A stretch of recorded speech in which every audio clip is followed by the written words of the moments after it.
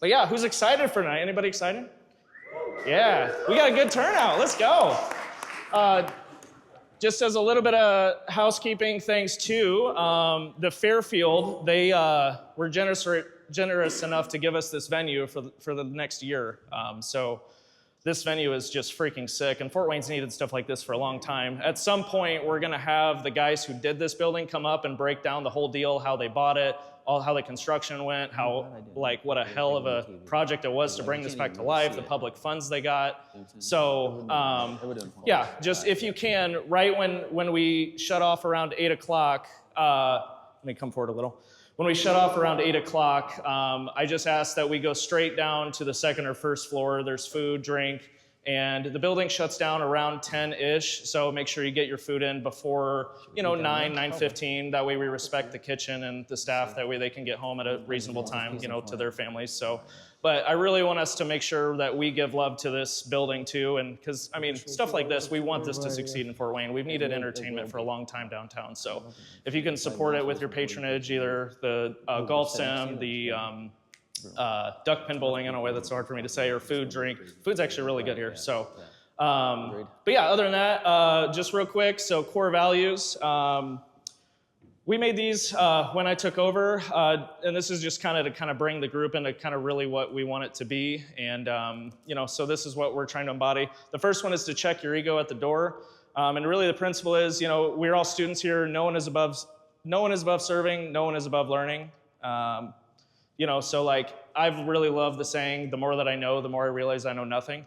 And I've really learned that. And so like when I've built a portfolio of 55 doors, but I look at Farris and he's built like this mega portfolio in about the same amount of time. And I'm like, I thought I knew a lot and I don't know anything compared to this guy. But anyways, second one is to give without expectation. We're all about value first here.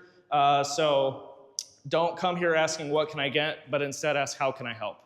So that's what we're really committed to in this group. Community over competition. If you want to go fast, you can go alone for a time, but if you want to go together, if you want to go far, we go together. And then radical integrity. We challenge unethical practices and hold each other to a higher standard. So, in this one specifically, I think landlords get a really negative connotation on social media. Like anytime anyone ever brings up landlords, it's this trigger subject that they're just horrible people. But good landlords can really bring up a community, and I believe that that's us here. So if you see unethical things, we just ask that you challenge it so we can get those people out of our community because they're not a part of us. And then lastly, to be all in. As you can see, we don't do food during the meeting because we really want to be about the content and really respect who our guest speaker is and really give them the focus because they're here to give. And we should take advantage of that and help each other through this. So be present, put the phones away, take notes, and just engage. So, and we also ask if you're having problems in your real estate investing journey, post in the Facebook group. If you do, there's probably at least a couple people on there that will answer your questions pretty quickly. We have a lot of very seasoned experts or people that have been in the game a long time, landlords for 40 plus years in that group. When I first started in this, I worked at Costco and I had never made more than 30 grand a year. And I got around local landlords that had been in the game 40 years and I got to learn from them. And that's all available to you here too. So typically we'll do hits and misses and haves and wants. We're kind of going to switch it up tonight though a little bit just because we did get an out-of-state speaker to come in. So yeah, if you can, give a huge round of applause to Farris. Let's go, baby. All right. Man, I'm so pumped to have you up here, bro. How long have I known you now, do you think? Here you go. We usually have 2 mics. We only have 1 tonight. Do I press anything? Yeah, no, just talk into it. Oh, hello? What is it, 4 years now? Something like that. It's been a while. Yeah. This dude pushes me so hard. Yeah, no, thanks for having me out here. Thanks to all you guys for coming. Hopefully you get some valuable insights, knowledge out of it. We want it to be pretty interactive, so if I'm going through something, Jordan asked me a question. If I didn't maybe fully finish the thought or you have a question that you want to ask at that time, don't be afraid, throw your hand up. We want to give as much as we can to you guys. And not leave anything out. So yeah, we totally encourage that. Unfortunately, because we don't have a second mic, if you can just stand up, speak with your outside voice. That'll make it super helpful. That way everyone can hear it, because you never know. And this is just truly like a moment of encouragement. You might be wanting to ask the question that like 5 other people in the room really want to ask, but they're not quite at the confidence level to ask it yet. So if you're brave enough to stand up and say it, there's probably 3 or 4 or 5 other people in the room that actually want that exact same answer. So I just really encourage you, like, this is a no ego room. You're not going to be made fun of by asking a silly question, because there is no silly question. If you don't know, you don't know. So, dude. All right, so let's start with, so you're about 8 years into your real estate career now, right? Yep. And between what you have under contract and what you currently own, it's roughly about $325 million, correct? Yeah. 260 now with 65 under. That's insane. Okay, so let's go back to the beginning. Before we do, though, who in this room has not done one real estate deal yet? Just raise your hands, just so we can get a good gauge of the room. So probably about 20%. And then who has done, who probably owns like 50 units or under? And then who owns above 50 units? Okay, does that help you a little bit? Yeah, that's great. Okay, Yeah. So let's go back. Let's start from the beginning of your story. You were a tennis player. Yep. Got into real estate in kind of a crazy way. I'll let you take it away. Yeah. So back at the beginning, this was 8 years ago, November 2018. I was coaching tennis in Northwest Indiana. That's how I learned about Cherville, what other areas were there? Crown Point, all those areas. I was living in Dyer, Indiana at the time. And I took my Series 7, Series 4, tried to invest in the stock market. I'm not sure who does here, I don't. Tried to trade options, just it felt gambling to me. I didn't like it very much. My parents back home own about 6 houses. And they said, hey, why don't you try to get into real estate? It should be a little more, what's what I'm looking for? Predictable, not as up and down, not so much gambling, hopefully some cash flow from it. So that day I actually jumped on the MLS and was just one scroll. There was a townhome in Munster, Indiana, half duplex, about 100,000. Did a little research on it, thought it would rent for $1,200. To me, that kind of made sense with what I thought I was going to put down and the cash flow on it. So, and again, this is kind of where my mindset on real estate changed, because like some of you, I hadn't owned any real estate at that time. I moved to Plainfield to start coaching tennis.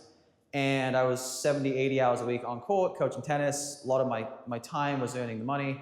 And the first resident that I had, closed the house, first resident that I was going to rent to drove over to hand me a $1,200 check. And I just remember staring at it like holy shit, like I don't have to go back in here and I'm making money without having to trade my time for it. So that to me was a really big eye-opening thing that kind of sent me on this journey of wanting to own enough at the time to get me out of the day-to-day kind of grind at the tennis center, which was working 70, 80 hours a week. So that's when I started getting into cold calling and trying to find deals off market. So back at the beginning, November 2018, was a townhome, and just want to keep going through the story? Or? Yeah. Okay, yeah. So first deal, 2018. From there, started cold calling around using softwares like Reonomy, CoStar, PropStream for single families if you want to get into that stuff. And what I was trying to do was, I wouldn't say it was lowballing, but ultimately you want to offer about 20% below what you think the value of the house is. So if I thought something was worth $250, I would ultimately pick up the phone. I would ask them if they wanted an offer for around $200. You're going to get a lot of no's from those people, but ultimately when you get one, it can really help you understand. Sorry, man, I'm losing my trail of thought here. You're good. Yeah, offering on cold calling and stuff. Yeah, there was more I wanted to say on the first deal, honestly.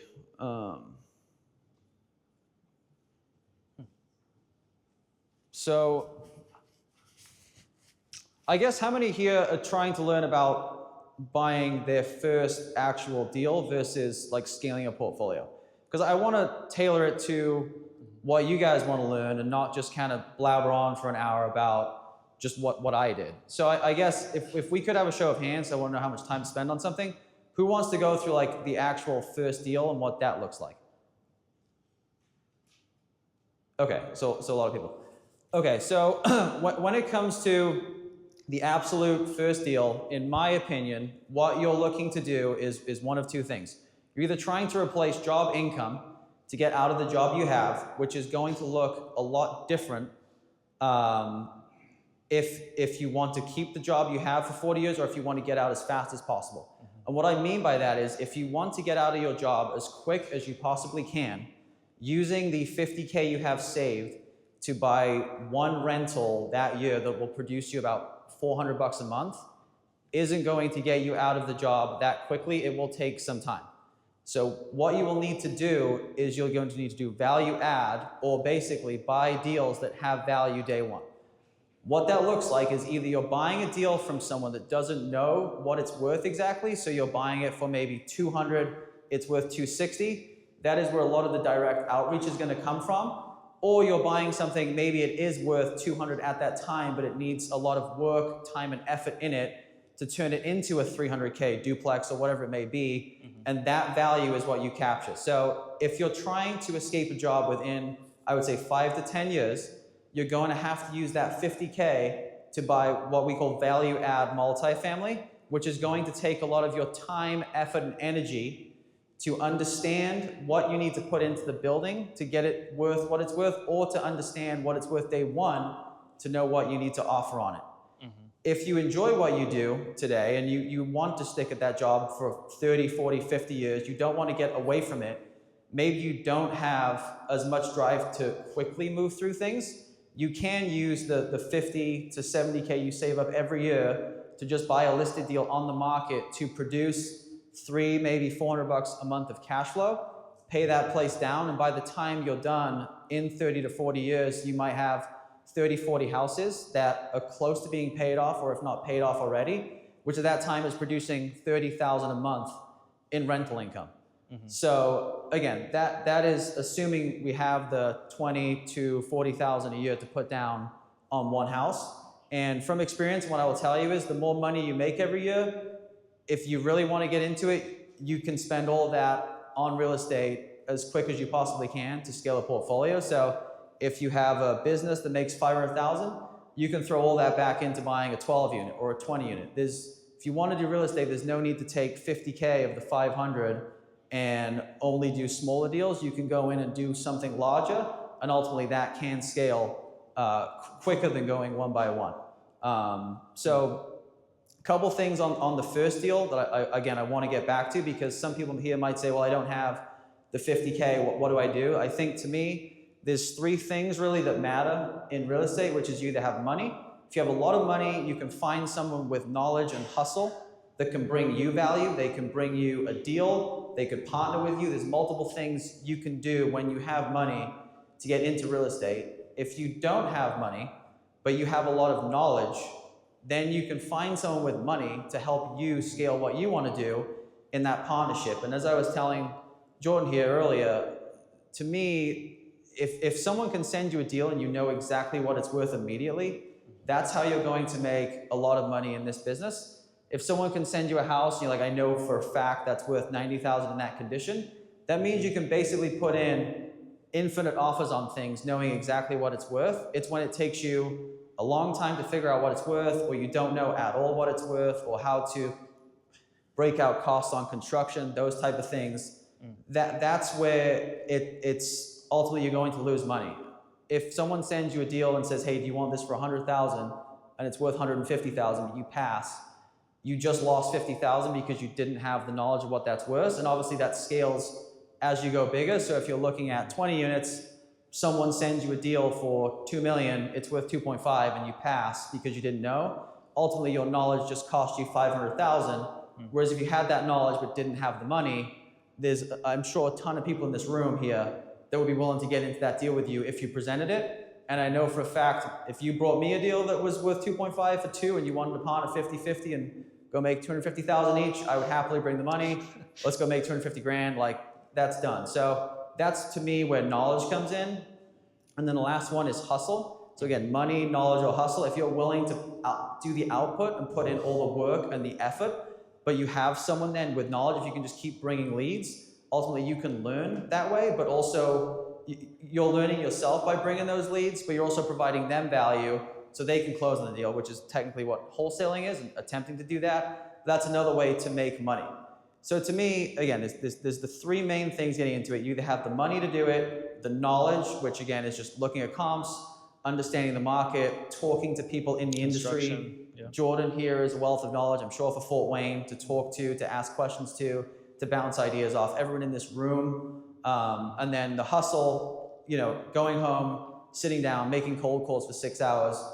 And again, that's how I started. Really yields results. It can yield a lot of money, and it can yield a skilled portfolio. And then behind all that is obviously dedication and consistency.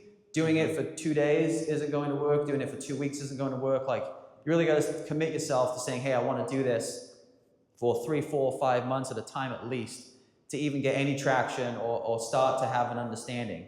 But the reason I wanted to go so in depth there is because there's so many ways to start, and I get why there's confusion, and there's so many different ways to get into it. But ultimately, the first question you have to ask is, like, why do you want to own real estate? What is the long-term goal? How that fits in with your current life and what you do now, and how fast maybe you want to be full-time real estate, or it's just something you want to do on the side. So all that stuff matters in how you look at deals, how you grow a portfolio, and it's not a one-size-fits-all. And I know I'm blabbering on, but I just want to give another really quick example here that if you really don't have much time to manage something or deal with things, maybe you have a decent amount of money, you want a Class A 8 unit in downtown Fort Wayne that might not day one kick off that much money, but isn't much headache, great tenants, good quality building, no headaches with the construction or dealing with turns, things like that. That might be more of your appetite if you're a business owner that doesn't have much time. If you have a lot of time on your hands and you're good with construction, you might want the value add play. That's a $100,000 house that needs your time, effort, energy, and work put into it.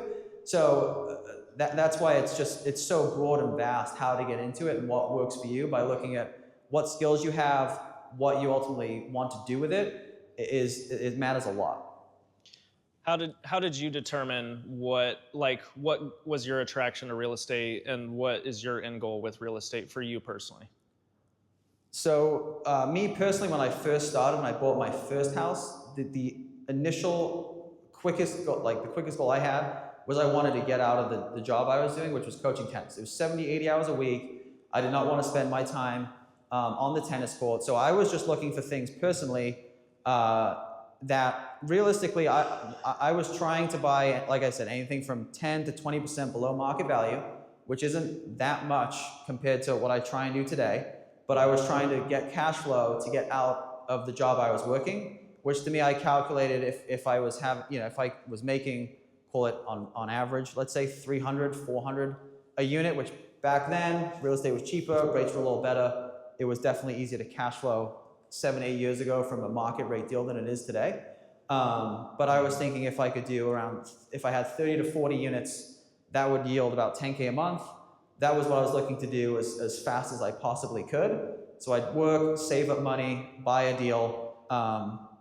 At the time in my head, I wasn't thinking about cash out refinancing. I wasn't thinking about recycling capital. I was just thinking about go to work, save money, invest it in what I thought was a solid deal, run that decently, cash flow, and hopefully have enough coming in that I could step away from what I was doing, which was 70, 80 hours on court, which was my tennis job.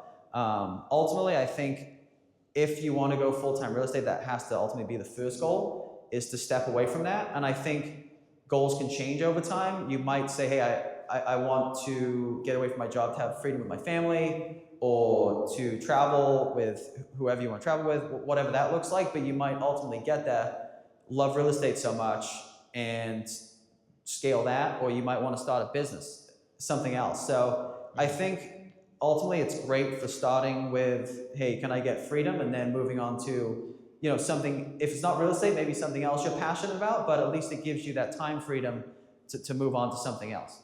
Nice. Thank you. Okay, so then you got your first couple deals. I don't know if anybody's watch any of his other podcasts that he's done. He talks a little bit more in length of some of the funny quirks of his mindset back then, like trying to pull out of a deal because there was $3,000 or $4,000 in loan costs, and he was like inspection stuff, and he was getting ready to pull out of the deal just because he didn't want to deal with it. But like who he was then versus who he's become, I think there's a lot of magic in between there. So one thing that I'd really love to get into, and I think because we do have a lot of people in the middle here, maybe walk us through like, okay, when did you really start stacking your doors, and how did that shift happen, and how did that real acceleration of growth happen for you, and what did that look like? So the first 2.5 years, it took me about 2.5 years to get to the 40 units, and this was right pre-COVID, so about 2018 to the back end of 2020. I would say true exponential growth has happened in the last 2 years.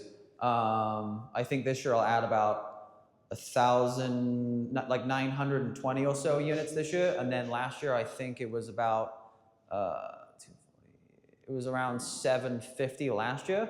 So obviously that's very exponential compared to what I was doing in the beginning. But it's funny when you say that, because going from 1 to 4 is 400% growth, even though it seems small numbers. Like I understand in the beginning, like that first step, even going from 1 to like 20 is like 2,000%. So all that stuff is really exponential in the beginning, even though it might not feel like it at the time.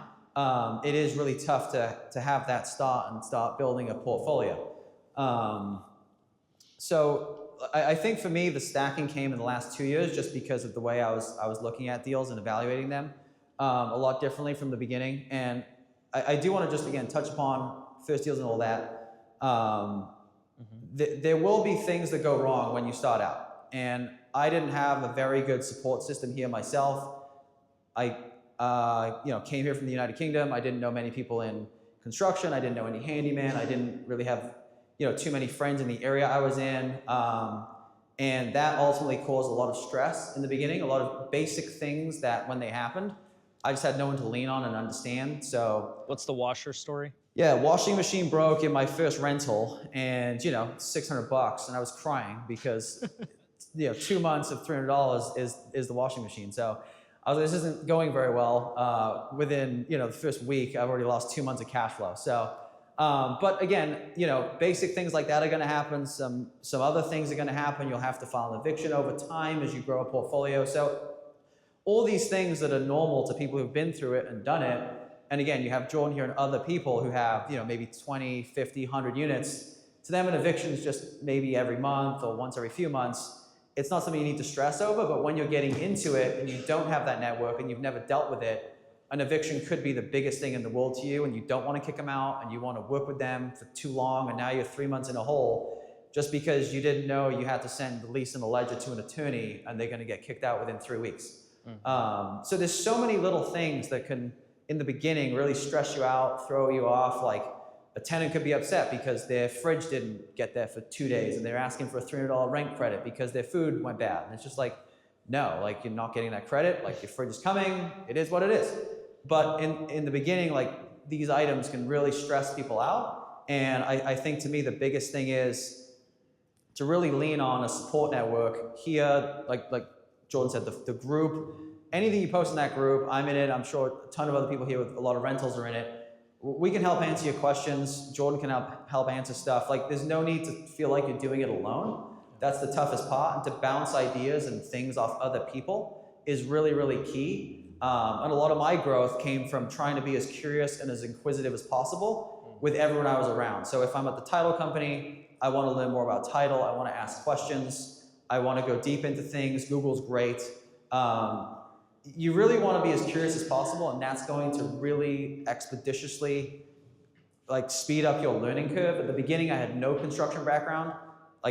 Still can't do anything, but at least I know what it costs. Yes. In regards to people that's just getting started, what do you look for, or what should we pretty much look for?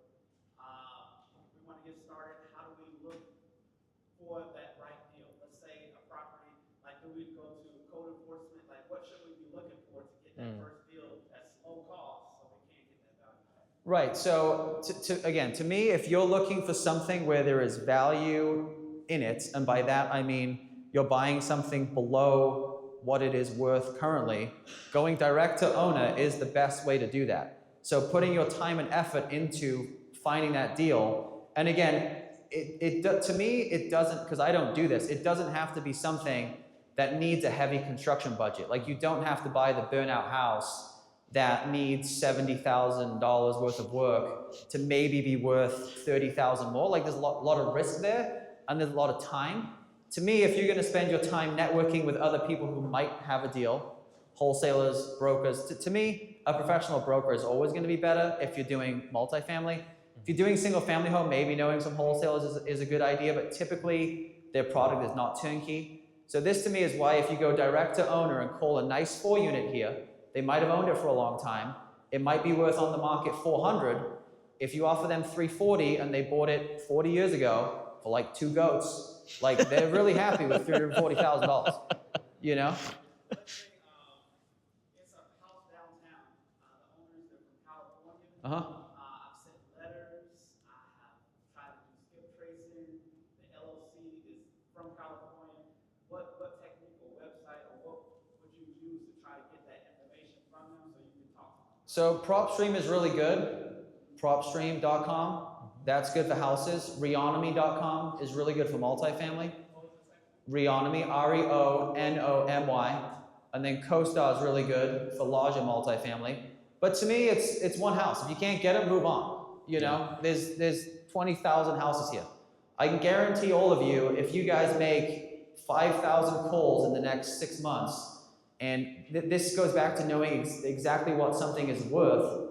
If you know that 4-unit for a fact is worth $420 if it's in X condition, and you offer, you know, you say, hey, would you be interested in a strong offer? You offer $340, they might be willing to be at $350, no headache, doesn't have to list it, no one's coming through, and you've just created $70,000 in value for yourself, right? So you put $70,000 down into that property to buy it, 20%, probably 25, so maybe 90. Ultimately, then you can go back to the bank and refinance out dollars based on a $420 price, if that's what it's truly worth. So now your loan increases, you get your money back, and you can go do it again. And the quicker you can do that, it's gonna depend on how much work that needs. Because if you buy a 4-unit that needs everything gutted and $100,000, now you're sinking more money into it, more time into it, and ultimately it's taking a longer time to get your money back.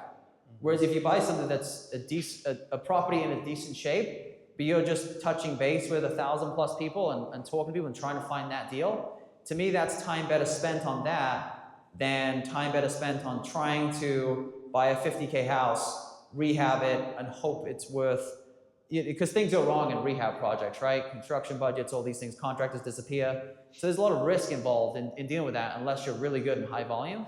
So to me, spending the time understanding the values of what things are worth, and then trying to reach out to as many people in the market as possible who could come across it first, or direct to owner. Those are the 2 best ways to do it. Again, I'm sure Jordan has seen off-market deals.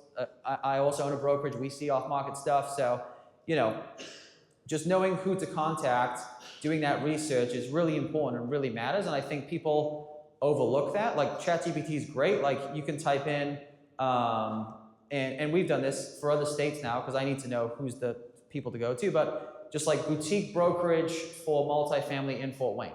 And I'm sure there's a couple brokers on there that you don't know, but they might have something off market that could work for you.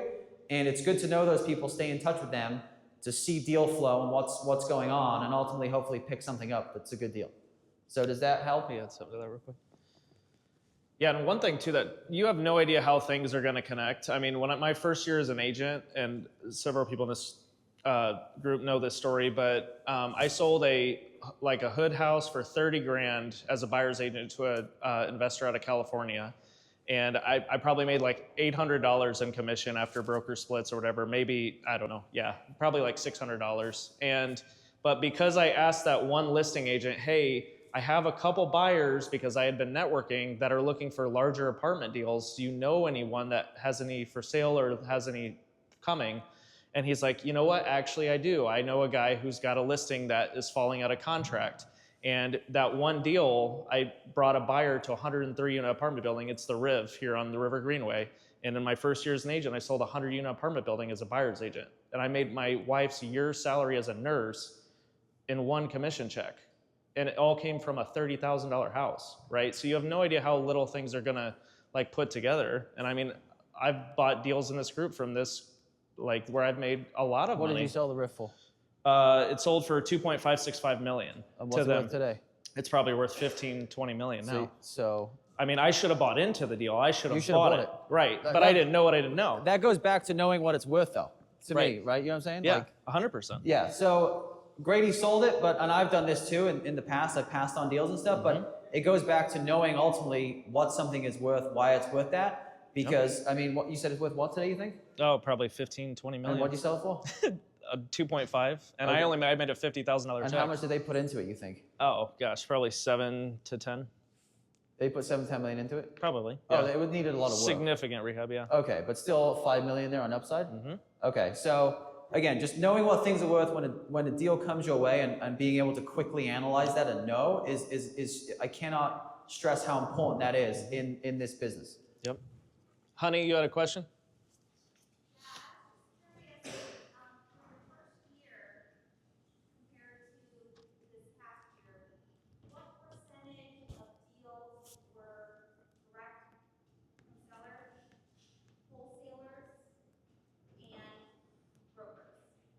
So wholesalers I've never bought from. I only did a few single families in the beginning, and then it was more multifamily products. So to me, wholesalers are great for single family and seeing some deal flow. They always, I think, upsell sometimes the ARV, but that's okay. Just do your due diligence and know what it's worth. In the beginning, I bought a couple things listed on the MLS, maybe 2-3 deals, and then a lot was direct to owner. I think direct to owner really works well in that 2 to 10 unit space, maybe up to 20. Once you get past that, I've only done one direct to owner, and then everything off market through a broker. So I have a very good relationship with a few brokers and starting to create more, but ultimately I do a lot of due diligence on the area first. I know what I would pay for a deal. I know where I exactly want to be in terms of the deal I look for. I have a very specific buy box I give brokers in a market, so they know that when they bring me a deal, and I tell them I can give them 20-minute feedback on a $20 million asset. So for them to send it to me first off market, knowing that they'll get a price from me within 20 minutes, it's a no-brainer for them to send it to me, because if my price is off and it doesn't work, they can just move on to the next person who takes a few days. So direct to broker is totally fine, but just again, knowing what it's worth and being able to be quick and then execute on that and show you can close is huge, because then you'll always get first look. Because if you respond to them within 30 minutes and the next person or other people take 1 to 3 days, they're always going to send it to you first, because they know at least if you pass, it'll be quick and they can just send it to the next person. Does that make sense? Okay.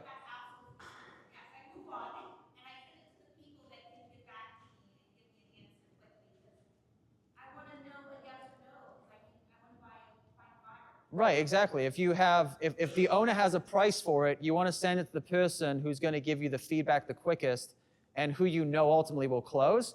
Because if seller said 220, you send it to the person who's quick, and within 10 minutes you can say, look, I got a guy at 205, he's going to close in 30 days. There's a chance they take that, right?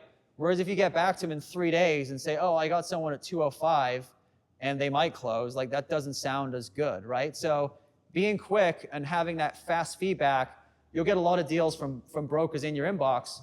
But again, and you know this, you can't be at 205, go in and then retrade the deal because the flooring is old and the paint is, you know what I'm saying, chipped. Like, don't do that. So just know what you'll close at, close the deal, and move on to the next one. And that's going to ultimately yield a lot of results for a lot of people here looking to get into real estate and buy real estate. How do you get these? Are you owner-fied?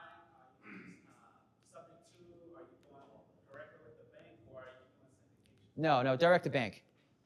Yeah, so just my funds, my funds, direct to bank.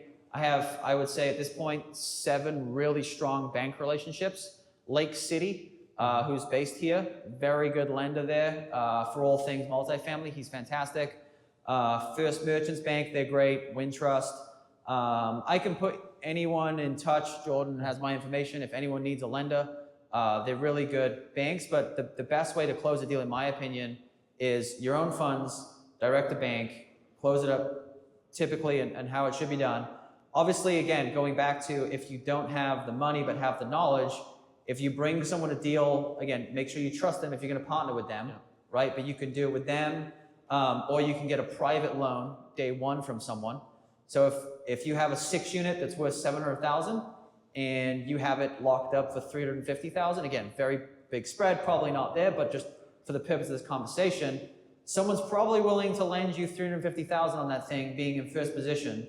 Even if you don't have a track record, pay them. I lend it to some people for 24% when they need some money. But like, that's okay. Like, you should make money on that deal. People will be okay making some interest on their money. And you go refinance it with a commercial bank because it's a great deal once you get it closed. So for my notes, I like to stand so everybody. Yeah. So for my notes, since you did it with a direct bank, what can I put in my notes? What are the banks looking for? Like in regards to, hey, don't even walk in the bank if you don't have this. Like when I walk into the bank, what should I already have in place? Like experience, like what are they looking for? Right, great question. So this is again financing back to, and again, for any level this really matters. And for me, I put about, and again, it was smaller before, but a 50-page presentation together on me, my bio, who I am, my experience, my background. So having some type of bio about you, what you do, your current career, how that could relate to real estate, or just some attributes that you have as to why you'd be a good real estate operator if you're new, or track record with what you currently have. I would say organize your financials. So like your latest tax returns, a W-2 if you have that, the 1099, all the stuff that you would need to send them that you need to send them anyway. Don't let them say, hey, now I need your stuff, and say, okay, give me 3 days, let me go get my tax return. Just have it all together and say, hey, I'm looking for financing. Here's my bio. Here's my last 3 years tax returns. Here's my 1099. And then ask them some good questions in terms of, and a good example of a question is, what is your current spread over the 5-year treasury? Like, if you can know what you're asking a bank, it looks like you know what you're doing.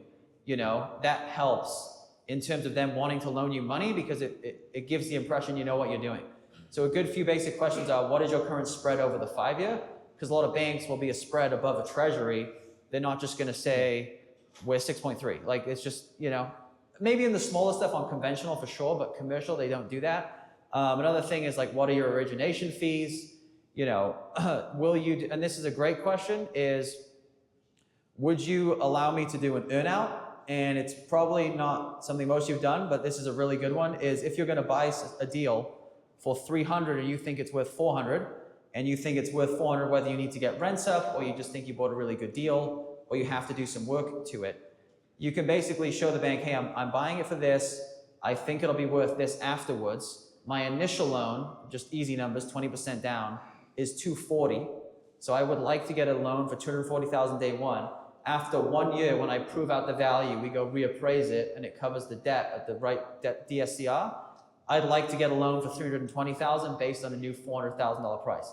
So basically, you're going in saying, I want a loan of X day one, but then I want loan of Y on the back end. So that's a good thing to pose to a bank too, is, hey, would you allow me to do an earnout? And that's not, a conventional lender's not going to do that, but a commercial bank will. If any of you guys have questions more on financing, like would love to answer financing questions. I think that is very important. But yeah, I think going to a bank very organized and presenting yourself well, and a track record if you have it, is much better than some of the stories I hear from, people trying to get loans that haven't filed their returns for like 2 years, or don't have their P&Ls put together for their properties, or it just, if you look unorganized, the chances they want to lend you money is way less. And then when you have a deal, present it to them in an organized fashion. Don't just send the rent roll or not even a T12 and say, hey, here's a rent roll, I want to buy this for 400, thanks. Like plate it up for them. Like, send the rent roll, send the T12. If the owner doesn't have the T12 because they're uneducated, send a breakdown. Hey, so the utilities are this, the taxes are this, like make your own T12. So this is where my NOI will be. Tell them what a T12 is. T12 is a trailing 12 income expense. So you'll say income's here, expenses, utilities, taxes, all this. But present it to them in an organized fashion. And if any of you want like an example email that I'll send to a bank, I'm sure there's some way that Jordan can get your information and I can send out an email and it can just show how I send it. But all that's really important. So presenting yourself as organized and then presenting the deal in an organized way, they're going to say, wow, this guy just plated up this loan for me. Like, yeah, I'd love to work with this guy. He knows what he's doing, instead of just being disorganized with your financials, not understanding, like just saying you want a loan on this deal. Like that's not helping you in the best light with the lender. Nice, thank you. So I think one of the things that I thought was really valuable that you said, you know exactly like what markets you're going into, you know everything about that market. How do you go about picking a market, and what are the main either metrics or things that attract you to those markets before you even go to look at and buy deals? Okay. So He gets excited. This could be a topic. I'm going to try and condense this as best as I can. So some good examples of this are, I don't know how much you guys follow national real estate and stuff, but the Sun Belt to me is way overbuilt. I think it is to a lot of people. Rent concessions there at all-time high. They're giving away 3-month rent to put people in the units. This is Arizona, Texas. There's still another maybe 30,000 units coming online in Austin. That place is way cooked for the next 10 years. So, you know, if I'm gonna go to a market and I'm saying, okay, I'm gonna buy this, and again, just trying to really simplify this, for $300 a door and day one rents at $2,400, you're then buying on projected rent growth to outgrow expenses on that property to then ultimately bring the value of the property up. And to me, if you're gonna buy on projected rent growth, you're just buying into inflation happens, which there's much easier ways to bet on inflation than owning a tough business, you know? So like I just immediately rule any markets out that is a gamble on appreciation. We're not in one of these in Fort Wayne, Indiana, in the Midwest. It's not, hey, is Fort Wayne gonna appreciate 15% this year or go down by 20? So that's not a concern here. So to me, immediately I've ruled out the coasts, Sun Belt, all that stuff. It's only the Midwest. Then you want to look at, as much as possible, landlord. People say landlord-friendly states, but ultimately, different states have different areas that can or can't be landlord-friendly. So Cook County, Illinois, terrible. Southern Illinois, actually better. But in my opinion, I don't want to be. People make money. I don't want to be in an area where it takes 6 months to evict a tenant. I just know my personality. I wouldn't be able to deal with it. I'd be in jail. Okay. So I stay away. I can't do it. But again, so to me, it's Midwest. It's an area of a state that is more landlord friendly, month to 3 months maybe to evict. And then something where again, trying to simplify as much as possible, the price per door is not above the rent you're charging. And again, there's expense loads that come into this, but very typically it works out okay. So I'll give you an example. Like KC, Kansas City is a market, traveled there, looked at a bunch of deals there. To them, to the area, a good deal in Kansas City was $120K per door. Per unit. Per unit, yep. And then $1,000 for the rent. So we're the wrong way around already. So then getting a deal for $105 a door and $1,000 rent is technically a good deal. It could be a good deal on an exit play, but I don't want to just buy and exit to a syndicator. I'm trying to own long-term. So to me, that's not a good deal, or like an area that I actually now want to look at. So I pivoted. To me, again, Minneapolis was a good area. It's the other way around. Looking at Alabama in a few areas, I think the first thing that comes to people's mind for Alabama is shithole. It's not that bad. We went there. Got sent a deal that I thought made a lot of sense, drove out there, literally the next day we were out there looking at 3 locations, Huntsville, Birmingham, Mobile, Alabama, and very nice areas, very nice pockets. Obviously, like anywhere, you can have a rougher area, a bad area, but ultimately in each of those markets, there's good metrics, there's things I like about it. And the per doors on a basic deal, for example, is 120, or it's like more like 80 a door for like 1,000 rent. So when I'm looking at the market, I'm looking at like the simple basics of it is what is the per door that I'm buying at and what is the rent. Then obviously you got to make sure the expenses and income line up. But that's again, we're talking about nationally, so it's a little different than just being in Indiana. But I'm looking at that. To me, I don't think Indianapolis is the best market to buy in. I think it's flip-flop there. I think there's a lot of eyes on it. And ultimately, where there's a lot of eyes, it's going to be tougher to find a deal to buy. I think Fort Wayne, my opinion, very good area to buy in. I think on the 2 to 10 unit space, I've looked at some product on the MLS. It's fairly priced in terms of what it would cash flow. I think there was a couple the other day on there that popped up. Because I still have some friends that look for smaller deals. But in general, I don't think anyone sitting in this room, unless you're going bigger, needs to look any further than the market you're in, which is Fort Wayne right here. Yeah, nice. So just for maybe people that didn't quite catch it, when you're looking at a multifamily deal, if the projected rent on, let's say it's all 1-bedroom apartments, is $1,000 a month, you want to buy that for $100,000 a door or less, basically the 1% rule. Is that? Somewhat, yeah. I mean, I'm just trying to really simplify it, but typically, unless the expense load. Go ahead. Yeah, I mean, typically, unless the expense load for some reason is when I say expense load, I mean taxes for some reason are really, really cheap.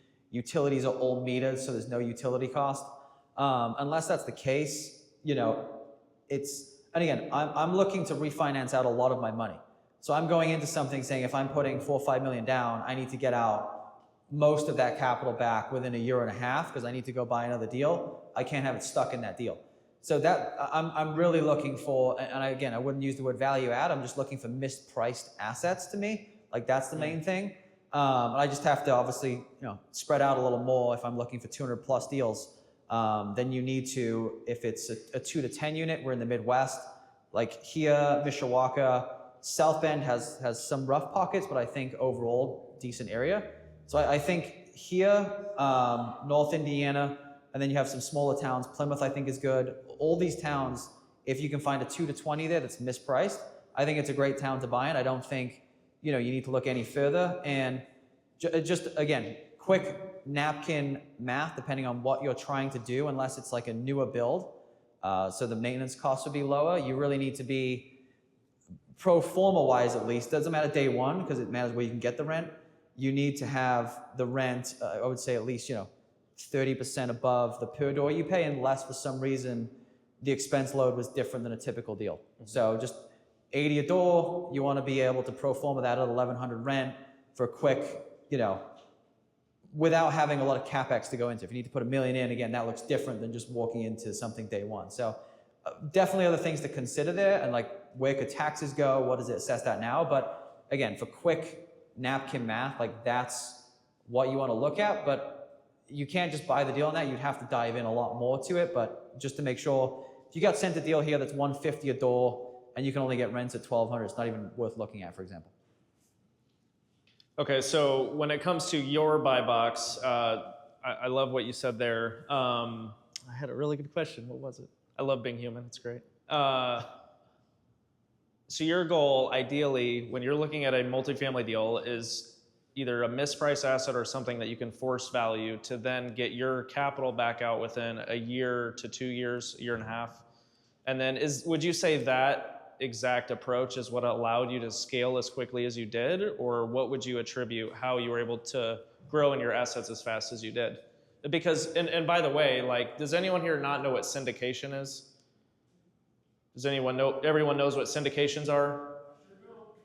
So, I mean, syndications is kind of the sexy thing that most people in the multifamily or commercial real estate space do. They have general partners and limited partners. The general partners are the ones that find the deal, run the deal, find the money, and then the limited partners are the ones that are investing the capital and have nothing to do with it. That is, I think, on the guru space or on the internet, how most people buy and invest in large apartment buildings, which you have built, I mean, a massive portfolio, and you didn't syndicate any of it. So could you kind of go into is it because your kind of role is I need to return my capital within 1 to 1.5 years, I need to buy mispriced assets, and kind of how you use that to scale? Yeah, that's basically, obviously as you scale, you have to operate the properties well. So I think a big thing as you add doors and as you cross, 100, 200, it matters how you operate them and how you're set up to manage those, which is obviously staff, employees, but that's a conversation for a different time. In the beginning, again, if you want to get your capital out fast, you need to buy something that is mispriced, has value. The way I've scaled for sure is by buying deals that, again, just the owner didn't know what they were worth to an extent. Deal in Portage, Indiana. Last year I bought it for 17. It appraised at 25. I knew it was worth 25 day one. So Million? yeah. So, you know, it's 4 million in, it's 5.25 out in 8 months. Like, ultimately, if you, in my opinion, if you want to scale as quick as possible, like, that's what you're going to have to do, is find those deals and learn how to operate them. But again, scaling a portfolio isn't for everybody, and you don't have to do that. Real estate is still really good as a cash flow, you know, and retirement vehicle. And you don't have to go out there and force that value. You can buy, like I said, one house a year, one multifamily a year. You could buy a 10 unit for cash for $1 million and make 80,000 a year and be okay with that. So there's a lot of ways to do it, but ultimately when it comes to scaling and as quick as possible, there's no way to do it unless, you know, you own a tech company making 50 million a month to go as quick, like that quickly, because you ultimately can only invest what you make from your job income or business income, and you're not reinvesting anything from the property, and the cash flow is not going to get you there, especially in the beginning, to keep scaling as fast as you want. Yeah, makes sense. Would you ever recommend syndications for people in this space, or just from your experience, you wouldn't recommend it? To me, I hate syndication. I think it's a completely different model. To me, it's a hedge fund model. It's how cheap can we raise the cash? Can we pay them, you know, 4 to 6% a month and tell them that's okay? You know, sell that inflation happens, take it to Nashville, have a free bet on, you know, if that area is going to go up. And the way syndication again works is it's other people's money. So, you know, if the deal requires 2.5 million down, you're going to raise 2.5 million from other people, not your own money. You're going to charge an acquisition fee for buying the deal with their money. So maybe 200 grand, 2%. And then you're going to go get an agency loan. Usually it's 35% down, but you'll get an agency loan and you don't have to guarantee that debt. So that debt is not, you don't have to pay it back. You can just walk away, hand the keys in, and you raise, you know, call it 3 million from other people. So it's not your money. And if you lose their money, it doesn't matter either, I guess, to some people. So you can lose their money, you can lose the bank's money, you can give the keys back. Ultimately, it doesn't affect you other than your reputation. So that's why, to me, the real estate market has got so overpriced in the last few years, is because everyone on social media, everyone's saying, I own this many units and I'm buying this deal and do you want to invest in this deal? And there's ads everywhere on Facebook. And it's those guys doing that. It's raising capital, it's not their money. They're going to make an acquisition fee on the way in. They're going to make an asset management fee every month. And that's how they make their money. They don't make their money by operating the deal well and finding a good deal. It's just by buying a deal. So if you want to go the hedge fund model way and not the real estate way, like I guess you can do that, but to me, that's not real estate. Does anyone have any quick questions before we, oh, man. Well, hold on. Let's get her real quick. Just a quick question. You obviously did a great job in the 8 years to become a mentor or somebody to help coach you on the way. And at what point did you decide to switch from single family to multifamily, probably like 10x in such a short period of time? Yeah, so I think multifamily means different things, because to me, obviously, you know, there's a smaller deal that you can buy that you can run yourself, and then larger stuff that would require staff day one. So to me, like that's like a single family and a duplex to me ultimately is the same thing. I know maybe people think it's a little different, but it's not that bad to deal with the 104. In the beginning, I had a good friend of mine, not a good friend, he's a good friend now. Someone I'd met in the local community who had owned a few pieces of real estate, but more into retail. And he did give me some advice along the way.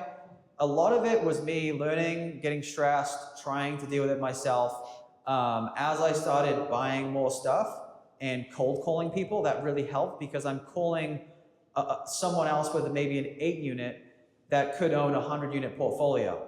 And then that person I called, maybe they wanted to grab a quick lunch, and I would ask them, who did you use for lending?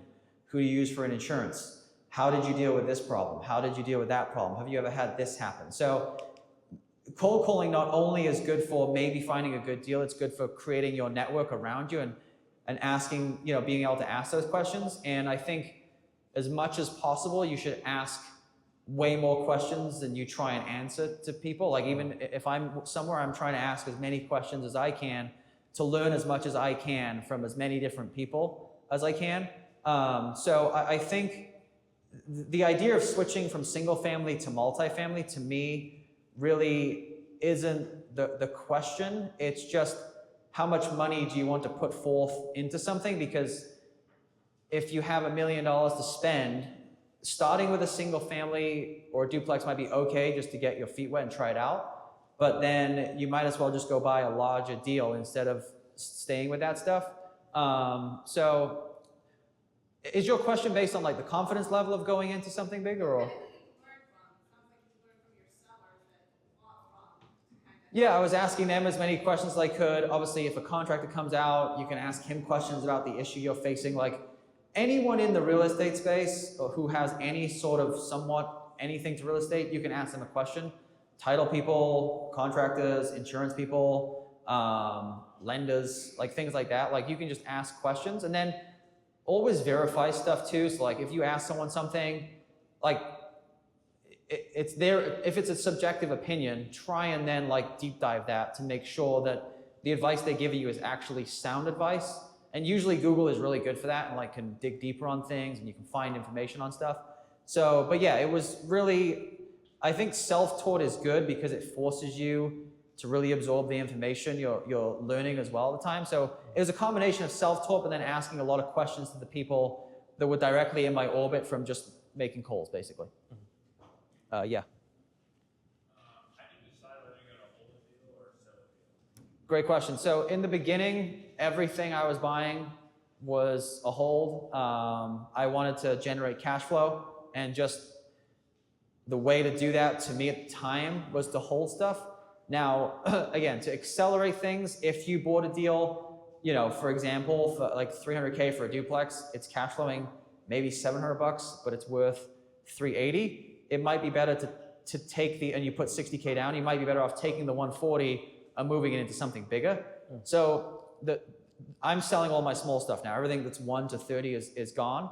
And the way that I would decide to either hold or sell is the larger stuff I'm keeping. But the one way I think the best way to do it is if you don't think you'd buy that deal again today for that same price that it's worth, you're probably better off selling it because you're choosing to buy it every day at that price because your equity is there. So if you bought it, you know, 4 years ago for $250 and your loan's $200 and it's worth today $450, and you're like, well, I wouldn't pay $450 for that today, then why do you own it? Because you kind of are paying $450 today because you have $250,000 in there that you might be able to go and buy a 15 unit with, right? So I think that's one good way to look at it. And again, that comes to, do you want to scale and how fast you want to scale? Because someone might say, well, I just want to pay that off and own this 6, 8, 10 free and clear. So it depends on scale, but for me, at this time, everything's small. I want to sell and roll it up into bigger properties right now. Gentlemen. What resources do you use to evaluate an area before you buy? Like Amazon's coming into town, a data center's coming in town, a college university getting ready to go. I don't care about any of that stuff. There's none of that stuff I care about. I think people who look into that, it's way too much. It's data that ultimately doesn't really affect the duplex or 8 unit that you're buying, right? If you're buying like the entire town of Fort Wayne, I'd maybe look at data then. But like even if I'm buying a 100 unit here, there's not really one event that's going to really matter that much to what I'm buying. It's just, am I buying a good enough deal today in a location I like enough? Like to me, that matters because ultimately you could buy in Columbus, Ohio right now. I think it's overpriced because people are looking at those kind of metrics. And if you're going to pay the price of those things coming in, there's no point anyway. And ultimately, it's not going to affect you as much as you think it's going to affect you. And I've seen that time and time again. Yeah. I have a question. You keep talking about trying to find the deals and buy those, but at one point you're selling. So what if you have a small portfolio that you built up really nice and it has great income and all fixed up? How do you evaluate how you're going to sell those? So I feel like I have a really good pulse on what they're worth just because I'm in the market enough. So I'll have that question taken like, you know, you've owned it for a while, you're not too sure what it's worth. you have to get with a very knowledgeable broker in the area. Like that's what you have to do. Because the flip side of that is, I know brokers are sending me deals, but ultimately the brokers sending me off-market deals are trying to bring me value and not the seller. When you go out to the market and they get listed, like everyone sees it and that broker's advocating on your behalf, that's the best way to really understand what it's worth, is to talk to someone educated in the area. I promise you it's worth paying the fee to have surety of what that's worth and it marketed correctly. I own a brokerage, I've done tons of brokerage myself, I've probably traded with a few thousand units. I still have Tarek, who's my partner on the brokerage side of things. Like I'm paying him a fee to list my stuff. I think he's a very good broker, and I think he's ultimately done a great job in selling my stuff. And I think the salesmanship to maxing out price on the market is undervalued sometimes. And again, the sellers I've seen that have sold stuff off market have ultimately left money on the table. So, yeah. One last part of that is, so let's say you know you ran these for 14 years and you know that it makes X amount of money. Is there a calculation, like, when I first started buying, I thought, I'm gonna pay this off in 5 to 7 years. Yep. But now I know that things have come up in price. Right. So is there a new calculation that might look like, I'm just gonna throw it out, let's say you do it net at 45,000. So yeah, the most. You times that by 10 or how do you? Yeah, so it's a cap rate. It's a cap rate that things are going to trade at, especially in the multifamily space. The most like basic napkin math I can give you is, and people will pay up for this on the market. That's what I'm talking about. So what I think it should be worth is different than what someone will pay. So if I'm giving you what I think someone will pay for a nicely maintained 4-unit in a Fort Wayne area, that's a decent location, is if you take the rents that you think you can get for the 1s and 2s, because you might have a long-term tenant at $850 in a 2-bed that should be $1,200. Sure. So take the rent that you think you could get for all those units, times it by 12, take a 5% vacancy factor on that, so 95% occupancy. So let's say it's 4 units, 1,000 each that you think you can get, it's 48,000. Then you do 95% of that, so it's $2,400. So you're at like 45,600, right? So that's the gross income that building could make is 45,600 to someone. And then you're going to take the expenses, so taxes, insurance. Even if you didn't spend anything on maintenance, it's going to get added in. Probably 7% is a good fair estimate. Management's going to get added in because someone needs management on that. I've seen some people say, well, I manage this myself. It doesn't matter, like management's gonna get factored in for the next guy, that's just how it works, it's on the appraisal. Repairs, management, taxes, insurance, utilities. So you take gross income, all those expenses, typically those will add up to about 40 to 45% of the property, gross income. So if it's 45.6, the simplest math is your actual NOI is 60% of the 45.6.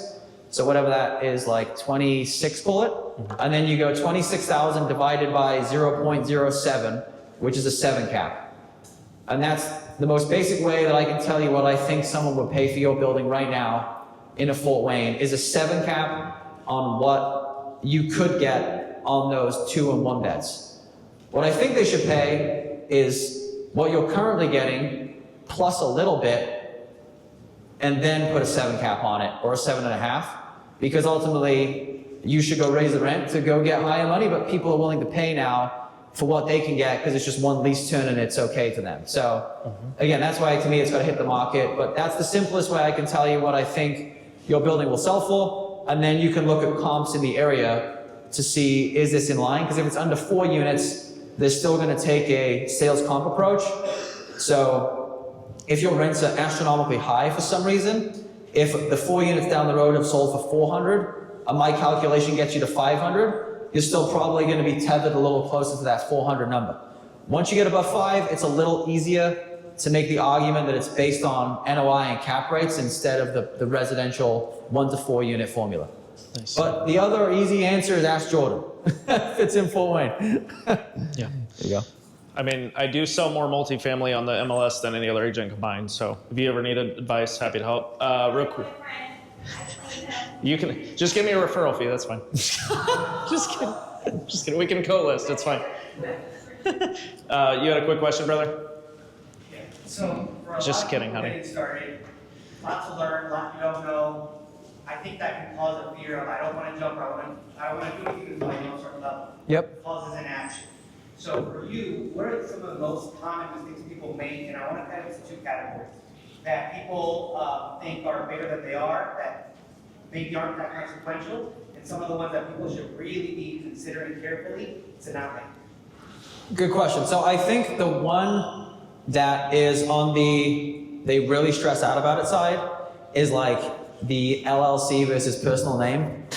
Does not matter. Like, it's okay, you own the LLC, you're also your name. Like, the separation there really isn't a big deal. As long as you have good insurance on it, like, that's fine. Like, the insurance is gonna be okay. Typical insurance policy has $1 million of liability. You also can get another $1 million with the umbrella. That's up to $2 million for just one single family home or a 4-unit. It's gonna be pretty inexpensive. For you to get above $2 million in liability, you'd have to go in there yourself and kill everybody. Like, there is no way you can get above $2 million. Like, again, if wiring is faulty in the wall and you didn't know about it, like, that's not your fault. Like, it's liability and it's not over $2 million, even if someone did happen to, like, unfortunately, like, pass away, which is obviously a stressor and a risk and whatever, right? So I think the tenant liability one is something huge that people really freak out about, and I see so many questions about it. And it's like, you have to be so egregious with what you're doing for it to even get to like those kind of places. It's not even something that's like worth considering. Like, have good insurance, don't worry about it. And then the other thing is when a tenant could maybe be overbearing in some situations. So like, maybe have a little bit of mold in a closet because it's cold outside, warm inside, and a little bit of mold came in here. Like, it's okay, like, wipe it off. You don't have to renovate the entire house because you had like a spot of mold in a closet, right? So there's just things like, it's a rental ultimately, and that's what it is. And it's probably not the 2026 new build that might even have issues itself, but it's a 1978 house that they're paying $1,400 a month for. Like, we got to put this into perspective. Like, if you want high quality living, like, go move downtown or wherever and pay $3,000 a month. So worrying about tenants that get overbearing when you're trying your best. And a good example of this is like, oh, put me in a hotel because my water heater is out for like a day. It's like, well, no, you should have renter's insurance. Like, they might put you up, but if you owned your own house, like, I'm sorry, if the plumber can't get there till tomorrow, I don't know what you'd like me to do. Like, and again, that comes back to running it like a business from day one. Like, they shouldn't have personal cell phone numbers. They should be put on a platform like Buildium with an email that they email, a business phone line for business hours that maybe transfers to your phone. They shouldn't be texting you, which I see all the time, and I did it myself, at like 11 p.m. Like, my faucet doesn't work, and then like you get a ding. Like, I still have PTSD from like when a tenant would call me, and I'm like, holy shit, like, what broke now? You know, and it's just like, it's just not the way it should be run in the beginning. It just should be run more professionally. So to me, like, making it more of a business from day one, that first rental, is a mistake I see a lot of people make, and just setting it up correctly. That is really like the separation between the resident and the person. And also another one I think is, oh, I'll pay you on the 20th this month. I'm sorry, I had an issue. Like, well, that's fine, but we're gonna file the eviction on the 15th. Like, that's it. Like, either get half to me by the 10th or whatever it is, set a payment plan. Because the 20th comes and like, oh, this happened. Like, I just need another 10 days. Let me pay with May. And then now you're into mid-May and you're a month and a half in, they didn't pay rent. I've seen people have 3-4 months of no paid rent because they just get scared of just file the eviction.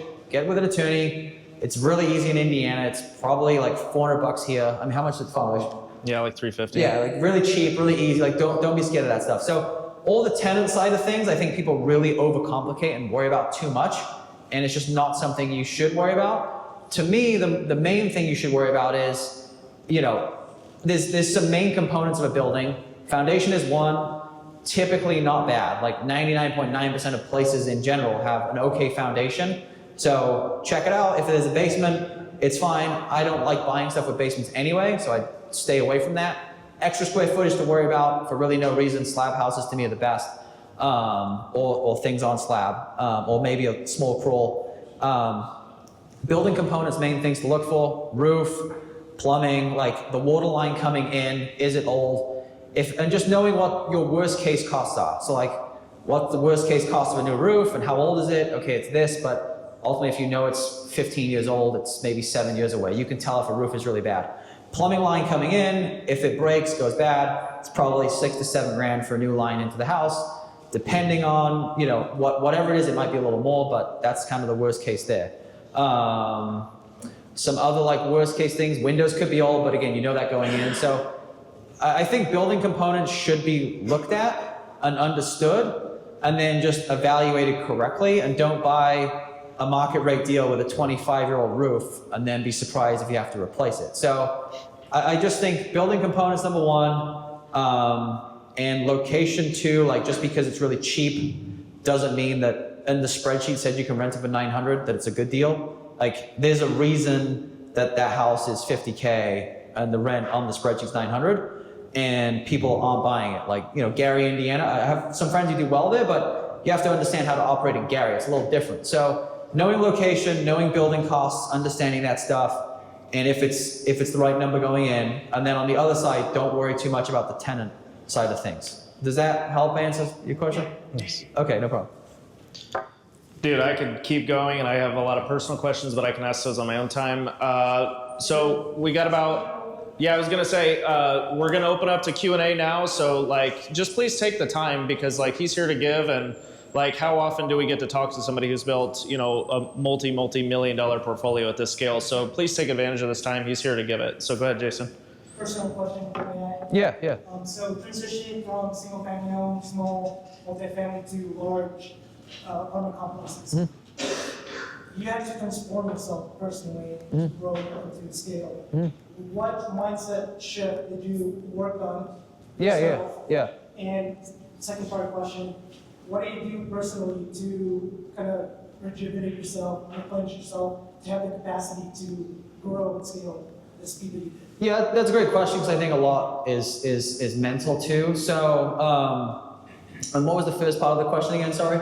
Mindset shift that you have to grow, transform yourself. Right, into going to bigger stuff. So I think part of that is, you know, as you go into new unexplored territory, you just have the confidence that whatever comes up, you can deal with. And there's gonna be a lot of new things that might come up for you in a larger complex, whether it's tenants complaining, whether it's a larger bill, things of those nature. Like I still have some things that happen that ultimately, you know, if something bad does happen, typically the first time it's like an unknown quantity to me. So like, you're like, oh, what's going on? Once you've dealt with something once, the next time, I'm sure even with the stuff you currently own, a little better to deal with, because you know, oh, this happened, it's this much to deal with, and you just move on. When you have something unknown happen, you know, you're like, okay, I don't know. And a good example is I have like an underground leak right now at one of my buildings, and it's the first time that the leak hasn't come to the surface. So like, we can't find this leak. It's costing, I don't know, probably an extra $75,000 this year. If we don't find it, we will, or we'll just pull new water lines. But just something, a brand new issue. But for me, I'm like pissed about it, but also at the same time, like, okay, now I've dealt with that. The next time I have to deal with this, I'll know the best route to go. So just knowing that when something comes up, first time it's gonna be annoying and suck, and like you'll be frustrated about it. But then hopefully after that, you know the cost, you know how to deal with it, and it's just more of something routine. Like you deal with problems right now with what you have, it's a routine thing. You think going into something new, it's a little scary, a little unknown, but just know that once you deal with it once, it'll become routine again, and that's okay. So does that somewhat answer that first part of that question? Yeah, so, and again, to me, the main things that, you know, are issues are construction of the building ultimately. Like, unless you have like a specific concern that you have going into like larger stuff, then maybe I could talk more to it. So on that first part, do you have like a specific concern with going into bigger stuff? I'd say like, speaking freely, some limiting beliefs, things that you have to deal with, you know, on yourself, how do you work through it? So in terms of like, you might buy the wrong deal, or you might, okay. You're capable of executing what you foresee in the future. It's like you're talking about, like, you see the value on the property. Oh, right. Like in terms of being able to execute it. Look, I think the way I look at stuff is I look at a very long-term thing, and I know that eventually, like, I've done very well in every deal, like, you know, luckily has gone pretty well. Obviously there's been hiccups and stuff with different things, but it's been good. My long-term plan is I want to own and buy 100,000 units, so I know ultimately I'm gonna, in there, buy a shit deal. Like, it's gonna go wrong, it's not gonna go my way, but I know that this next deal I do isn't the be-all and end-all, it's just another deal. So like, I would say, if you look at it like, I'm scaling, this next deal I do is not my final deal, it doesn't represent who I am, and if it goes wrong, I'll learn from it next time. It's okay. Then it's just like, I'm buying this 20 unit, and I'll go buy another one, and then it'll be another one, and then I'll just, at least, if it didn't go perfectly, I'll learn from this one, and make the adjustment for the next one. The worst thing that happens is, you lose a little money. You know, it's not a life-threatening thing, like, losing money sucks, but that's, at the end of the day, what it is, and there'll be challenges, and hopefully you like the challenges and push through them, and it's just, challenging but fun at the same time. So that's the way I look at that kind of stuff, is like, if it doesn't work, I'll learn for the next time and just kind of move on.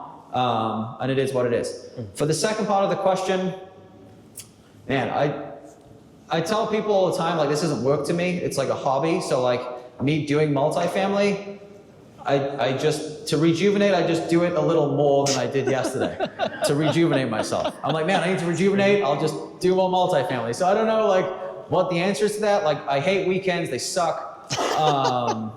They're boring. Do I play tennis? No, I don't play any tennis. I watch tennis now more than I was, but no, I don't play. One other thing to the rejuvenation question is, like, if you are feeling overwhelmed, busy, stressed with whatever's going on, like, just take like 20 minutes at the end of the day and just be alone and in your own thoughts, and it's like 11 p.m.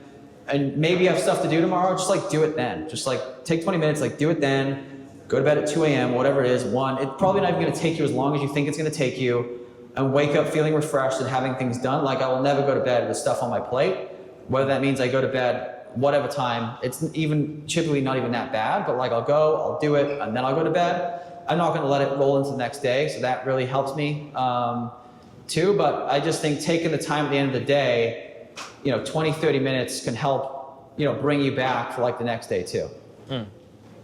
I don't know, who you want? I'll let Jordan pick. Yeah. Go, DB. So when you were like first going from single family to multifamily, did you have a whole lot of like cash reserves, or were you more like pushing your chips all in and then you got it back, and you were all in again and you go all back? No, I was all in, man. I'm still all in. Like, So yeah. every time it's like if it goes under, like now you're starting to go, because I was thinking about There's no going under, because you have you have to look at portfolio wide. Like, what would it take to really like go under? Like my occupancy for me to not break even in a month would have to be at like 74%, I think. So I'd have to have like 600 vacant units. Wow. Or like 600 people not paying, but like 97 typically. So like, and then the next deal I do, if I'm putting a $10 million down payment down, like, okay, I don't think I'm that wrong. Like, even if I need to liquidate it, I think, can I sell it for $3 million less than I bought it for at the absolute worst? Like, I think so, yeah. So like, where is the loss there? Like, that's the way I look at it, is like, where is my actual downside? And then I have so much equity on all my other stuff. And if you're buying good deals relative to the market, if you're going down, like everyone else is struggling hard, so then you're just gonna buy better deals. It's like, as long as you buy better than relative to market value, you're always gonna beat the next person. And like, ultimately, like it's a game against everyone else. It's not like a supernatural force coming down or like we're fighting against. Like, if they're failing, but you operate better and you buy better deals, like they're gonna fail first. And if you're the last person that the bank's gonna touch because like you're the safest, if it's hitting them first, you're gonna buy those deals. You see what I'm saying? So like, that's the way I look at it. As long as I buy better and operate better, like I'm really insulated to what I'm doing. And yeah, all in is just like, I have not much liquid, but I'm just keep buying stuff all the time, Cool. I got her next. Oh, you got someone next? Yep, Okay. and then we'll get you too. Question, have you acquired any of your properties via tax liens or that? I am not an expert in tax liens at all, so I couldn't tell you how to do that. Obviously, people do make a lot of money doing it. I just personally haven't and don't know how best to do that at like the tax sale or whatever it is, but I'm sure there's someone somewhere that you could ask who would be willing to give you help on that. All right, thank you. Yes, no problem. So not everybody here is working in the single-family realm. And so for those that are in the multifamily realm already, what is your buy box? So buy box for me, to be really specific, is typically 1970 to 1990 product. I think once it gets to 2000, people really want to sell it at a premium. I actually just had someone call me on my way in here with a deal in Michigan that was like a 200 unit, 2000 build for 168 a door, and it was like 1400 rents. I'm just like, that's not worth the premium because it's 26 years old. I know for a fact it's Replacing all not the that furnaces. nice even. Yeah, you're replacing all the furnaces. They're Yeah, all so going out. it's not even worth the premium there. Roofs, So too. 1970 to 1990, typically low-rise garden style. I don't like anything above 3 floors. I just think then you're dealing with more headache than you need to on that front. If possible, I like to stay away from stuff that has sub-ground units. Sometimes you have to though. If the deal makes sense, it makes sense. But obviously above ground better, less chance of ultimately needing to do waterproofing long term. So 1970, 1990, low-rise garden style stuff. If it's spread out as like a community style, more than just, again, like one big building, to me, that's better from a insurance standpoint in terms of risk from that standpoint. Motel style I do not like, so like where it's individual doors for people, just think it attracts different kind of people than when you have the common area, nicely kept, all that kind of stuff. Pitched roofs obviously better than flat if possible. Just cheaper to replace, but again, as long as it's baked in the numbers day one, I think it doesn't matter as long as you're accounting for the cost of that. So that's my typical buy box. I really won't touch anything. 1945 I might buy, I haven't bought yet, but I would never buy something pre-1945. Again, just my personal opinion, you start getting old, you start getting weird shaped units, you get the radiators, That's what I've got. just all things that, I don't want to get into. I have a lot of that. I just like cookie cutter stuff, furnace, AC preferable, electric baseboard, wall unit even better. You don't have the cost of the furnace and the AC and things like that. So that's my typical buy box. Number of doors? Right now, 150 minimum, I would say, to hold at least. If someone brings me something small that's flippable, maybe I take it, but yeah, 150 minimum and up. Yeah, because then you can staff it appropriately. So for somebody that's at 0 units right now, let's look at this. Income, of course, can be a viable business, but one of the primary drivers is actually tax strategy, tax avoidance in particular. Yep. Offset W-2 income. Yep. Look at a couple different options, short-term rentals versus multifamily. Right. Do you have any recommendations, or did you ever look at that? Or? So short-term rentals is easier for someone to qualify who has a full-time job if they don't have a spouse that can claim real estate professional status. Yeah. So do you have a spouse that can claim it?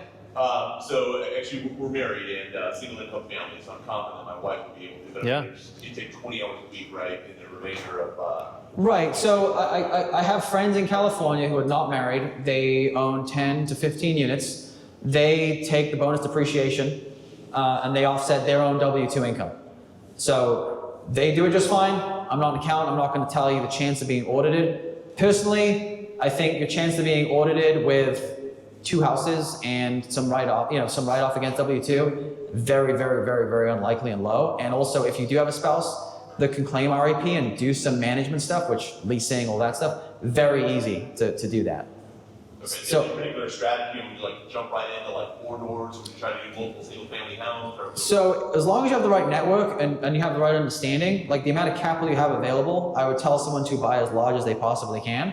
Again, pending that they know how to effectively run that operation. So if you have enough money to go buy a 12 unit, go buy a 12 unit, but don't buy a 12 unit, give them all your personal cell phone number and have no idea how to run a 12 unit. Like have a real lease. So you might have to start with single family and just learn through some mistakes. But again, you have so many people here who've done it. A quick question on something like, a lease, like I'm sure he'll send you a lease. Like it should be quick to get things like that done and understood. So I would say buy as big as you possibly can, pending that you feel confident that you can run that property. Thank you. Yep, no problem. Yes.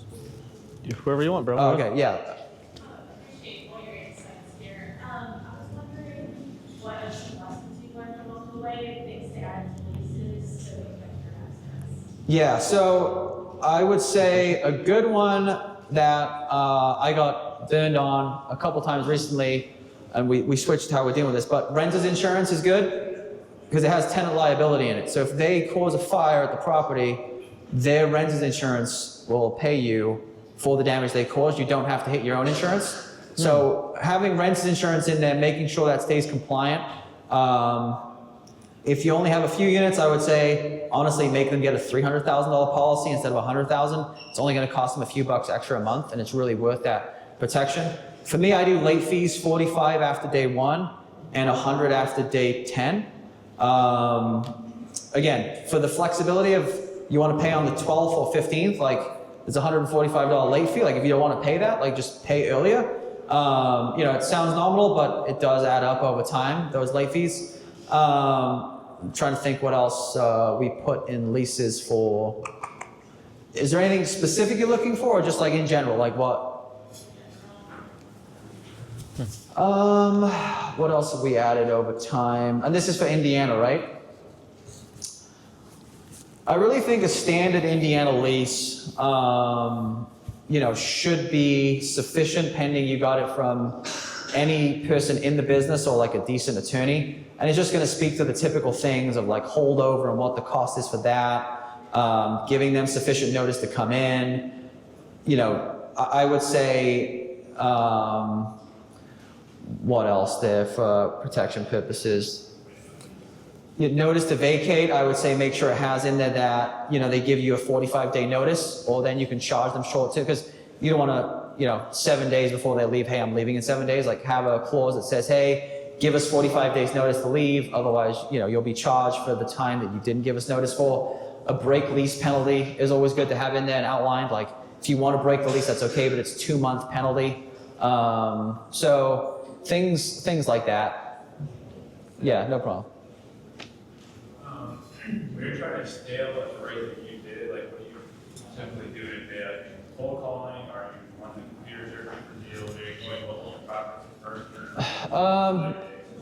My day kind of takes me everywhere. Right now, I'm not going direct to owner because it's just not worth it at the size I'm trying to buy. So it's more like, you know, just keeping in touch with brokers, broker relationships, trying to see as many deals as possible. Spend a lot of time on operations in terms of, are we effectively running what we have? Can we be better? Like, are we pushing rents enough in certain locations? Looking at like refi schedules, dealing with new acquisitions. So my day kind of just takes me all over the place. And I think I've been, you know, what's helped me is understanding what my time at that specific moment makes the most money doing. So an example of that is, you know, is your time right now better off cold calling to find a deal? Or if you know, can put a toilet in, going over to your rental and putting a toilet in and taking 4 hours to save $200. Like, probably should be cold calling to make, you know what I'm saying? So there's just like allocating your time in the best way appropriate to make the most money you can with that time, I would say is the thing that you should be doing, and just kind of like reviewing, okay, is this something I can delegate? And is this worth my time, or is this something I just, you know, should be delegating or dealing with? Does that make sense? Do you recommend starting out with a property manager at the start? No. Real quick. Yeah, I recommend that you manage it yourself first, because you're going to learn a lot more from managing yourself than just handing it off and not understanding things. So it's going to be good to like go and lease it yourself, put it on Zillow, like understand that workflow. What does that look like? What does it look like when this breaks? Like, what is the cost of that? Negotiating something with somebody. Like in everything, there's always negotiations. Like I got a waterproof bid, and again, depending on the size of it, like I'll get involved. So I got a waterproof bid for $320,000, $240,000, and I got the $240K down to like $130. It's like that was a $110,000 negotiation event that I dealt with, but had over time learned how to like deal with contracts and things like that. So I think being in it and understanding it is the most valuable thing to you, because that's ultimately how you're going to know what the cost is on the deal you're looking at next to operate it, buy it, run it, instead of just handing it off. And ultimately, they're not going to run it as well as you want it to be ran anyway. And after how many units do you recommend like working with a property manager or starting with a property manager? I would say it's 70 units. You should hire your own maintenance tech. So at that point, you have your full-time maintenance person on staff. And then around 120, you have full-time maintenance staff. one full-time maintenance staff and one office that does some, maybe a variety of things so they have that bandwidth. And then I think as you grow, you should niche down into only doing leasing manager, only doing office manager. For anyone who has 50 to 100 units-ish, maybe whatever, global talent's really good. Happy to talk to people about what that looks like, VAs. We have 10 on staff right now, El Salvador, Pakistan. Very, very, very good employees, just like the US workforce. Paying $12 an hour in where they live is like them making like $250,000 here. So it's just a disparity of what they need to earn to live. And they try really hard, they're on it, and it's some of my best staff. So if you want to think about that, talk about it, happy to later. Who else has some good questions? We got about 5 minutes left. And then if you can, save your side conversations for networking after. We have the building till like 10, 11 o'clock. It's just really distracting up here. So who else has good questions? We got about 5 minutes. Go ahead, bud. How do you access your capital and stay liquid to put into newer investments? So for me, it's cash out refinancing, which helps a lot, which is buying a deal, and again, going back to that bank or a different bank and pulling those funds out within a year. So that's really important. And again, comes back to making sure you're buying the deal right on the front end. And then cash flow, at this time, it's pretty good. So between the cash flow and the cash out refinances, both of those things help me go into a new deal. And again, like I can't stress enough, if you don't have the money to do something, like there are ways to get it done. And I'll give you an example. I just closed at 152, I'm buying 667. So I'm pretty much, that was my year. I'm like, okay, I'm good. I'm buying 800 units, I'm fine. And 120 unit came up that I really wanted to own, but probably wasn't gonna have the cash. The numbers work out, they're great. I have a friend putting in all of the money to that deal. He's gonna own 25%, I'll own 75%. My 75% will be a loan to me, but when I cash out in a year, I'm gonna pay him that loan back with the interest. He'll own 25, I'll own 75, and I own it for free.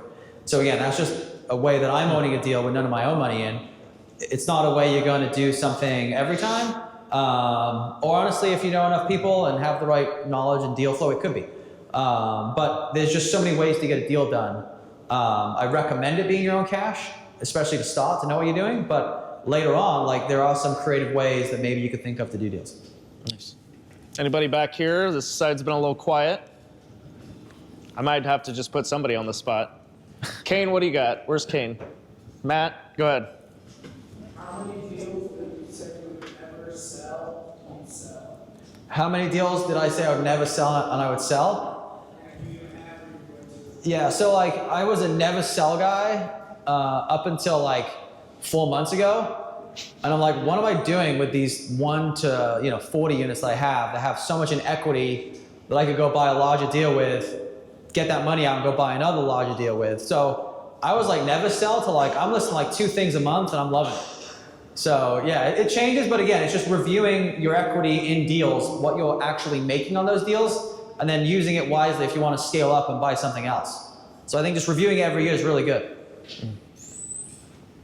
Anybody else? Go ahead, bud. How do you overcome your fear of, like for instance, all of us that live here in Fort Wayne, and we find a deal that's really good in Chicago, well, in a more friendly landlord, let's say in Texas, so out of state. So what are the pros and cons to investing out of state? Why shouldn't we be scared? So if you're going to invest somewhere else other than here, like you really got to know the area well. So like the way I get over, I guess, my fear, if you want to call it that, is like I go to the area that I think I want to buy in. I visit the property I'm looking at, or just like the area in general to make sure I want to own there. I do so much due diligence, and then ultimately I put my big boy pants on and say I'm a man, and if I lose money, I lose money. Like it's on me, right? I do as much research as I can. I'm like, okay, is this going to work out? I think so. And then if it doesn't, it doesn't. And that's ultimately on you and no one else, and that's okay. But I don't think it should be a fear thing. I think it should be like, let's go. Like I think I did my research. I think I can run this well. Like let's do it.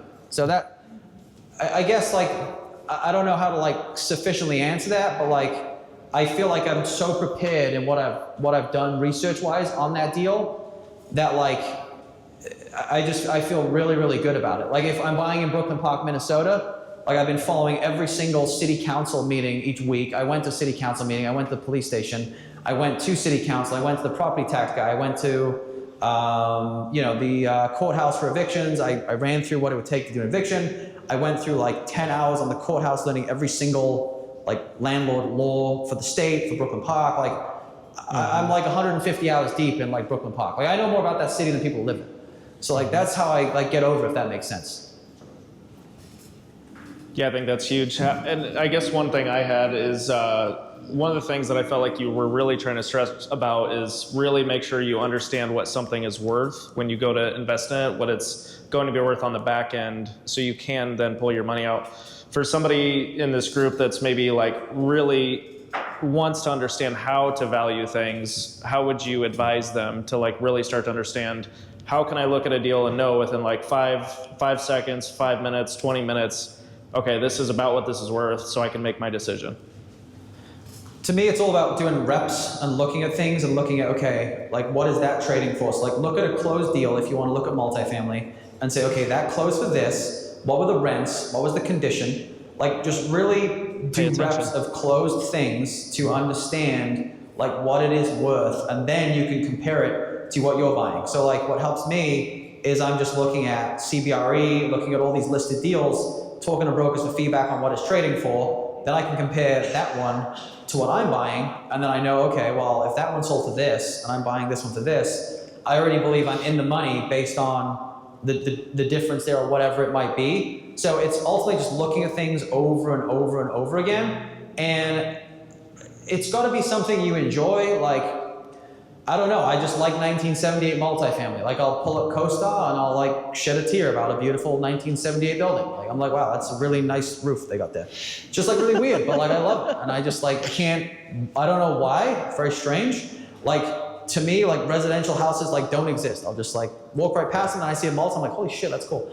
I don't know, but it's just doing reps, looking at things, doing research, like really just putting yourself in it. And I think starting with talking to people in the area is really going to help who own stuff to really expedite that knowledge base, and especially like brokers, and just saying, hey, what were the last 7 things multifamily wise in this area you saw sold, addresses, and give me some feedback on why they sold for that price. And just even asking that question is going to help you understand like what things are going for and why in that area. And it's a grind. I mean, every area is different. There's no specific thing. Like something on the east side of Fort Wayne might be completely different than the west side of Fort Wayne. You got to know that, and you got to like dial it in, and you got to, you got to want to learn about it ultimately, and it makes sense why it's such a grind, because knowing why that sold for this and why this sells for this and what is this worth can make you 3x what someone makes in a year in America, right? You can make 150,000 just because you knew. So like it shouldn't be easy. There should be a barrier, and you should be happy there's a barrier, because then you just have an edge to other people. That's good. Any last questions? Got room for one more. Go ahead, bud. Say you don't have like the financials to get started or like buy a place right now, but like you really want to get started, so that type of action. I would, so in the beginning, like I started, but like I don't have the financials that I have now, right? I was working a job making 80 grand, I think it was like maybe 100K, working a tennis job, saving money, and on that trajectory, if I just bought market rate deals, I would probably be sitting here right now with maybe like saving and buying one, and the market got a little tougher, like maybe 80 to 90 units, right? So like the way I've scaled technically is also from a point of like, I didn't have the money to do this either. So like we both kind of in the same spot, if that makes sense. So like I'm just buying deals that ultimately, again, like I can get my cash out of. So for someone in your position, I would say cold call the area, like right here, like get on a software like PropStream, Reonomy, make calls, like try and understand, make offers, get in front of people, have conversations, because ultimately that can yield cash, and you could, wholesale it technically, or sell it to someone who like wants to buy a deal, or maybe partner with someone with money to get into that deal to do something. So the real key to making money in real estate is the knowledge about the deal and then having the deal itself. And those two things, like you cannot lose. Like you could have $1 million, but if you have no knowledge and no deal, that doesn't even help you have $1 million. If you have no money, but you have knowledge and a deal, and the deal is worth $600,000, you know it, and they're willing to sign a PA with you today for $450, like you're making money. And like having that knowledge and ability is just exponential in terms of how much money you can make in the future, because there's never a time really you can't make money as long as you know what something is worth and how to quickly analyze that. All right, y'all. Let's stand up and give this man a big round of applause. Thank you so much. Let's go. Hey, and you know he wants to keep going too. I'll keep going. Yeah. Yeah, he won't stop. He'll be until midnight. Yeah. So that concludes the official part of the meeting. So.